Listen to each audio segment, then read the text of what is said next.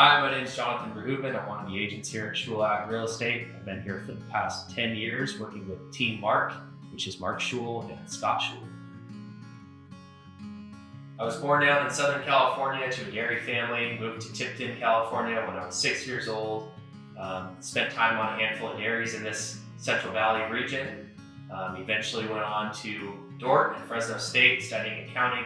Spent some time working at Ginsky Mulder & Company, a public accounting firm in Salina, California for about 3 years before I got my real estate license, moved back to Visalia and joined the team here.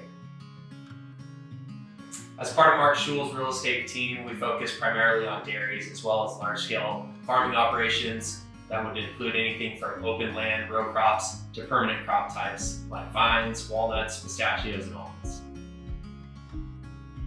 If you'd like to discuss more about the real estate market, such as current trends and commodity prices, I recommend you download our real estate app, Schul Ag Real Estate, or contact me directly at jonathan@schul.com or my cell phone at 559-707-5658.